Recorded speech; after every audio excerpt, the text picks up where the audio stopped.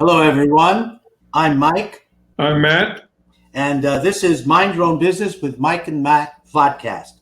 Our plan today is to interview business owners and entrepreneurs and ask them a few questions that we hope will inspire you, our viewers and listeners, who want to learn how you can be better business owners and entrepreneurs yourselves. Our goal is to leave you with one good business nugget each time. So today, we have the pleasure of having Bob Heiss and Larry Sashin, founders of the Strategic Advisory Board Initiative. Gentlemen, please tell us what a Strategic Advisory Board is. So a Strategic Advisory Board is actually peer-to-peer consulting. We organize boards made up of 6 to 7 business owners that come together twice a month for a meeting and actually act as each other's boards of directors or boards of advisors.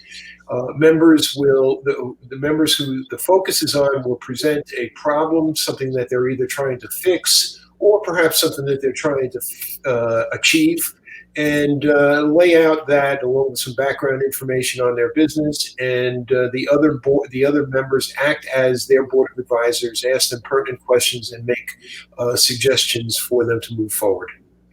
Yeah, we find that after a little tentativeness at the very beginning, the members of each of the advisory boards tend to bond together, and they play off of each other, use each other's knowledge, skill, and experience to overcome a problem that they found as a stumbling block. Well, that's really fantastic, guys. So since this is the Mike and Matt show, we're going to be tag teaming you with our questions. So Matt, how about asking the first question? Sure. So now, Larry and Bob, you folks have seen a lot of businesses. Why did you decide to start the Strategic Advisory Board? Was it a need you saw in the market, or maybe something you wanted to do or felt you needed to do? And Bob, why don't you start? So we, like a lot of people, are driven or motivated by our vision. And one of the visions that Larry and I have is to actually help businesses thrive, to help people maximize their potential and really achieve the lifestyle that they would like to achieve. So being driven by that vision our entire business lives, we arrived at this ripe old age with the idea that we can help them in 2 ways, and one of the main ways is, or the main way we can help them is by creating a board that they can use for sounding their ideas, for resources, for help. And so we started because we saw a large need in the marketplace with privately owned private business owners that really have no backup. They're operating in their own tribal kind of a setup. They have a lot of confirmation bias going on. They just don't get a lot of outside ideas and input. Yeah, and what we found is, when you're running a small to medium-sized business, it's all on your shoulders. Many times it's a one-man show or a two-person show that are running the whole organization, and they're busy paying bills, getting sales, taking care of the day-to-day operations of the business. And sometimes because they're so busy doing the day-to-day, they miss something that's going on in their group until it starts becoming this little molehill becomes a mountain, and they find themselves in trouble. The advisory board helps them get through those things and concentrate on those small problems that can become huge ones later on. So speaking of problems, Larry and Bob, what are your board members doing during this pandemic? What are their biggest issues, and can you talk about what their plans are to resolve them? Larry, you want to take that one? Yeah, there is no one thing that's going on. Our members range from in the financial end to retail to technical to food service. So there's always problems. There are some things in common that they're running around with. Larry, I don't mean to interrupt you, but specifically relative to this pandemic. Okay, pandemic. Yeah. The biggest move is nobody goes visits anybody anymore. So they had to develop a new way to get in front of people, a new process of sales, a new process of getting your product in front of people or your service in front of people, so you can keep the cash flowing. So Bob, how then are they resolving this? Well, let me give you a specific example. We've got one of our board members is a partner in a food business. They have about 5 catering businesses. They have a restaurant as well. COVID, of course, took a large hit into their business. They had to close for a number of months and make adjustments. So they're struggling with a couple of different issues. One is running a business that is probably about half of what the revenue used to be.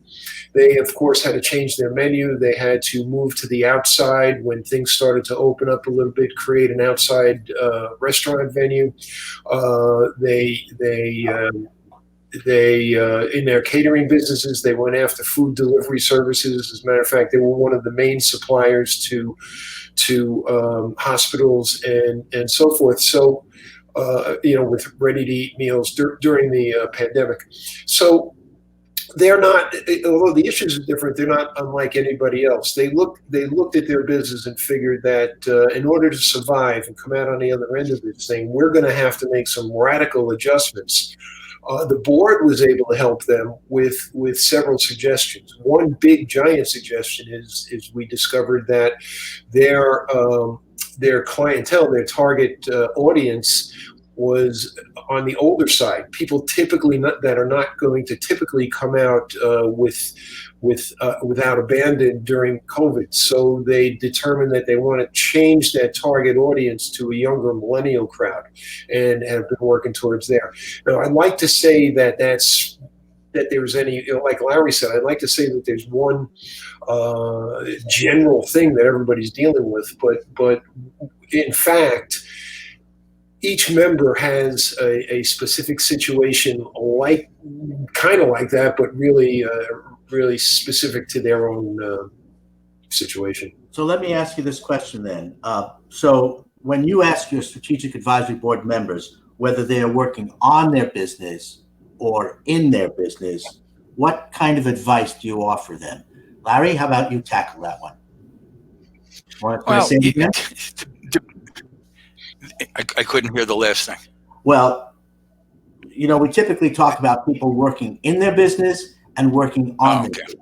So what kind of advice do you offer your members of the group when they are telling you what their issues are? Well, the beauty of the group is that some things that the business owner thinks is a calamity is really on the tip of his nose, right in front of his nose, and he just hasn't seen it. And the board gets to sit back and look at his problem unemotionally, without the stress of running his business day to day, and they give them solid information. Now, what we do at the end of during the meeting is we set them on a path that will help them solve the problem, and which we follow up in the next meeting. But it's part of, there's no new problems. I mean, there's really no new problems. And what the board does is it sifts through the panic and comes down with hard solutions for them to work on. So I assume what you're talking about is you really help them delineate the difference between an ongoing problem, that's every day, that's survival issue, right, is planning for the future, what's going to happen next year, next quarter, et cetera. So they really can distinguish the difference between that in and then the on. Yeah, can I take a whack at that one also, Mike? You sure can.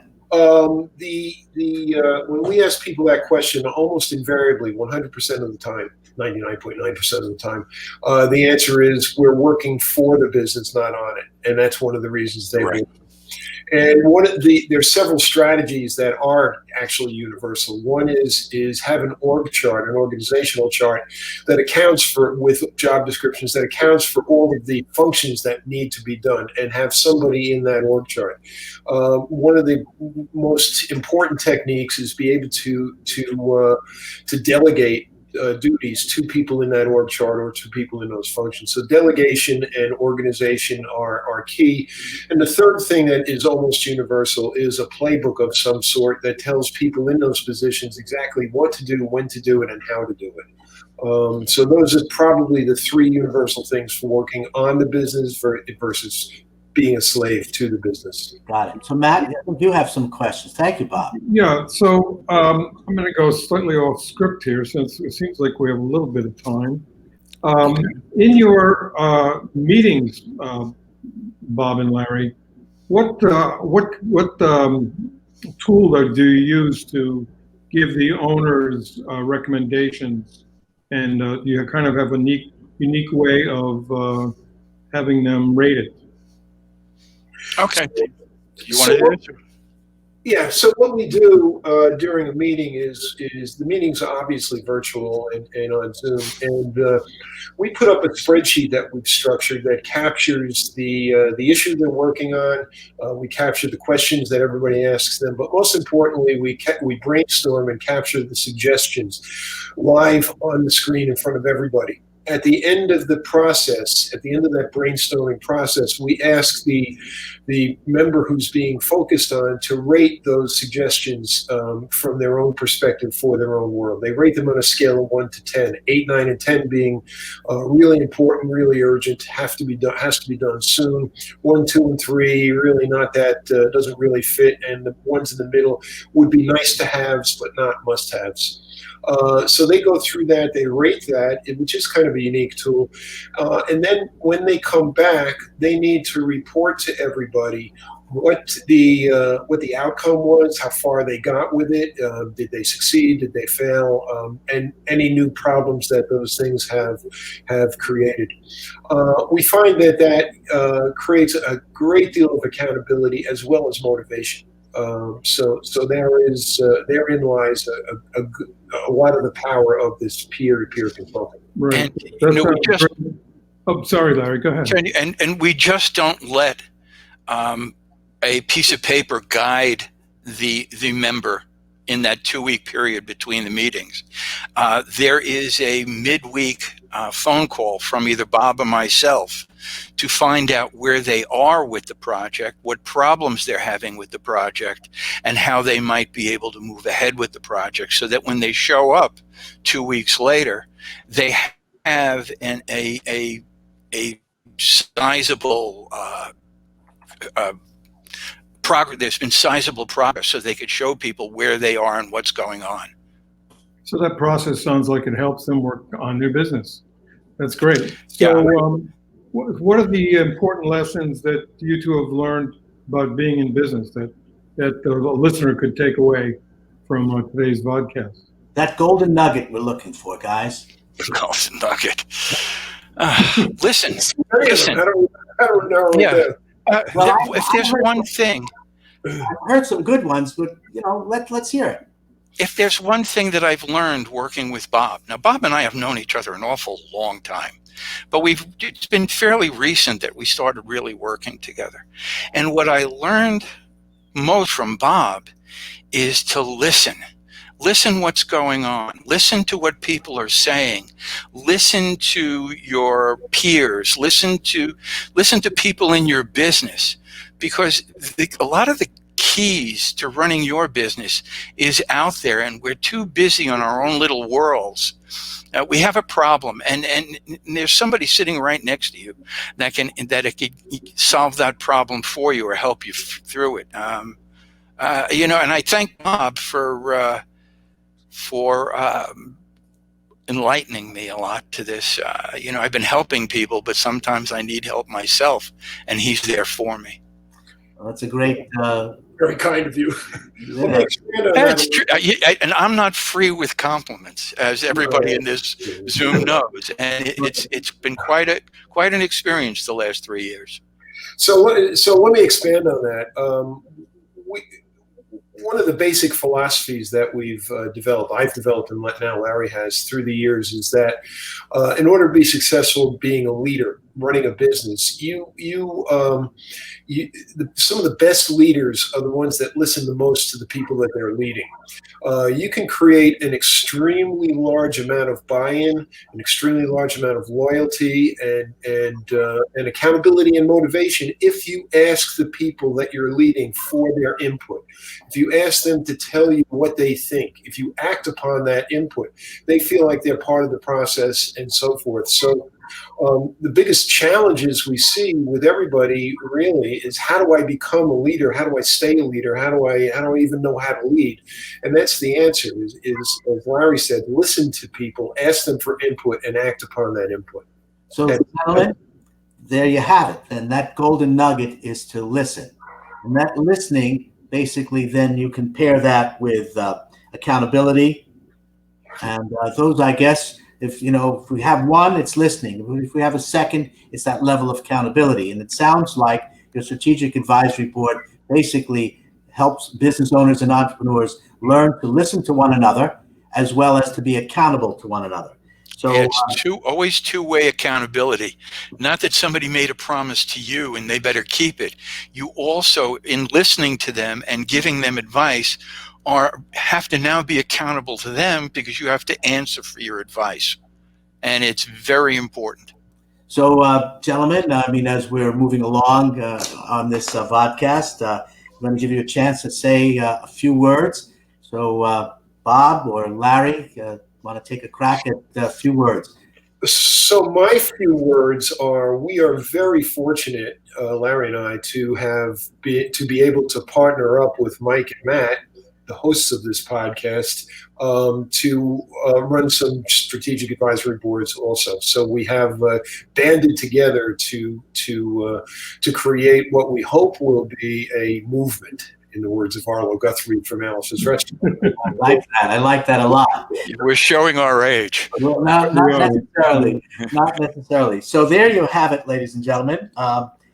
We think that the Strategic Advisory Board is really a great idea. It's been an absolute pleasure and continues to be a pleasure working with Bob and Larry. Matt and I keep learning a lot. Maybe you can teach these two old dogs new tricks, but we are certainly learning, and we are listening, and we are understanding accountability. And so we're going to ask you folks out there who are listening and viewing this vodcast to reach out to Matt at mplociak at voiceofreasonconsulting.com, or me, M. Gansl, at voiceofreasonconsulting.com, and ask us about the Strategic Advisory Board. I think you're going to find that this is really an amazing initiative that's really going to be helpful to business owners and entrepreneurs during these crazy times. Matt, do you want to tell us how can people subscribe to our vodcast, Matt? Well, they can go on Apple iTunes. They can do it on YouTube. They can go and see our links on LinkedIn. And actually a number of other podcast channels. Right. Well, folks, we've done where Matt is talking about is we've done a podcast in the past. This is our vodcast. The best way to find us on this vodcast is on our YouTube channel. So look for Mind Your Own Business with Mike and Matt on YouTube. And you'll also find us, we'll be posting this on LinkedIn. I know that Bob and Larry will be posting it as well. And so if anyone has anything else to say. Well, there is a way that people can learn about the Strategic Advisory Board. We're having a Discovery Day coming up, which is a free look and experience, an interactive look into what the Strategic Advisory Board does for our members and what it might be able to do for you.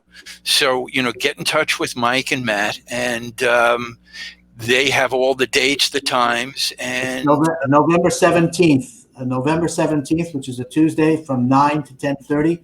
That's our next Discovery Day. All right. Hope to see you there.